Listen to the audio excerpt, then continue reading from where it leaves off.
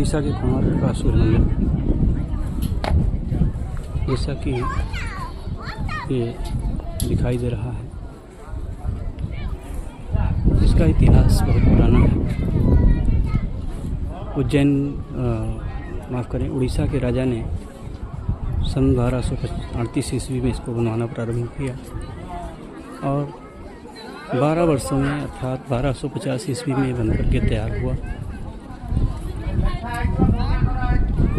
इस मंदिर को ही हम लोग वास्तविक सूर्य मंदिर मान करके और दर्शन करके देख करके चले जाते हैं, परंतु वास्तव में सूर्य मंदिर ये नहीं था। ये भगवान सूर्य की प्रार्थना सभा है। इसके मध्य में एक 90 फुट गहरा कुआं है और भगवान सूर्य का सिंहासन बना हुआ है।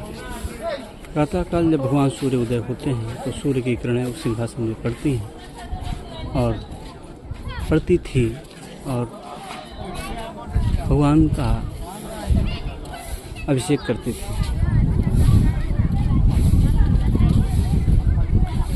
परंतु कालांतर में ये मंदिर भग्न होने लगा, कमज़ोर होने लगा। 1903 में अंग्रेजी शासक ने इस मंदिर को बंद कर दिया। इसके अंदर मिट्टी पत्थर भरवा दिया गया और बंद कर दिया गया। जब भारत स्वाधीन हुआ तो इस मंदिर को पुनः वर्ष में एक बार दर्शन करने की अनुमति अंदर दी गई, परंतु 1996 में एक विदेशी महिला उस कुएं में गिर गई और उसकी मृत्यु हो गई, जिसके कारण इस मंदिर में प्रवेश पुनः वर्जित कर दिया गया। आगे इसका दूसरा खंड बताते हैं कि मंदिर के पार्श्व भाग में खंडहर रूप में दिखाई दे रहा है। ये मुख्य मंदिर हुआ करता था। इस मंदिर को बनाने में सीमेंट मोरंग का प्रयोग नहीं हुआ था। इस पे केवल आयरन यानी लोहा और पत्थर का प्रयोग हुआ था। पत्थर को लोहे से कैसे जाम किया जाए, इसके लिए 53 टन का चुंबक ऊपर लगाया गया था। वही चुंबक लोहे को पकड़ के रखता था और लोहे के माध्यम से ये पत्थर जाम हुआ करते थे और मंदिर सुरक्षित रहता था। परंतु इसका एक दुष्परिणाम भी हुआ। अंग्रेजी शासन में जब समुद्र में जहाज व्यापार करने के लिए या समुद्री जहाज समुद्र में आते थे तो चुंबक में इतनी शक्ति थी कि उन जहाज़ों को अपनी तरफ खींच लिया करता था और वो जहाज़ पथभ्रष्ट हो जाए यानी मार्ग भूल जाया करते थे, पथभ्रष्ट हो जाया करते थे।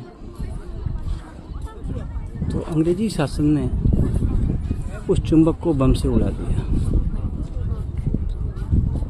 यही दुर्भाग्य रहा इस मंदिर का। जैसे ही चुंबक हट गया, पत्थर और लोहा ढीले पड़ गए और धीरे धीरे मंदिर गिरना प्रारंभ हो गया। आज मंदिर की ये स्थिति है जैसा कि दिखाई दे रहा है। इस मंदिर में कुल 24 पहिए हैं, आगे से लेकर के पीछे तक सूर्य के रथ की कल्पना की गई है। ऐसा लगता है कि ये मंदिर एक रथ के ऊपर बना हुआ है। 12 पहिए दाहिने तरफ और 12 पहिए बाईं तरफ। प्रत्येक पहिए में 8 कीले हैं और ये पहिए जो है अहोरात्रि यानी दिन रात्रि का मान दर्शाते हैं। घटी पल तारा नक्षत्रों की संख्या, ये सारा कुछ इस रथ में प्रतीत होता है। मंदिर के पास सुहाग में भगवान सूर्य की पत्नी छाया देवी का मंदिर था, जो कि वो भी भग्न हो गया है। और जो सामने दिखाई दे रहा है, खंभे दिखाई दे रहे हैं, ये जो है रसोई हुआ करती थी। 1200 रसोई इसमें काम करते थे। आगे अभी आपको दिखाएंगे जब यहाँ के राजा आते थे तो यहाँ नाच गाने का प्रोग्राम हुआ करता था। तो उज्जैन के महाराज अपने उस बंगले में बैठ कर के नाच गाने का आनंद लिया करते थे, जो कि अब भग्न ही हो गया है। ये जो सामने ढांचा दिखाई दे रहा है, ये नाच गाने को देखने के लिए उज्जैन के राजा ने बनवाया था मंदिर के सामने। तो ये छोटी सी एक जानकारी आप सभी के लिए इस छोटे से वीडियो में प्रस्तुत कर रहा हूँ। आगे सूर्य के रथ में, जैसा कि शास्त्रों में वर्णन है कि 7 घोड़े हैं, तो घोड़े तो भग्न हो गए हैं, परंतु कुछ दिखाई दे रहे हैं। तो ऐसा लगता है कि ये 7 घोड़े जो हैं भगवान सूर्य के रथ को खींच रहे हैं। ये देखिए सूर्य की पहिए, सूर्य के रथ के पहिए, और आगे ये 7 घोड़े।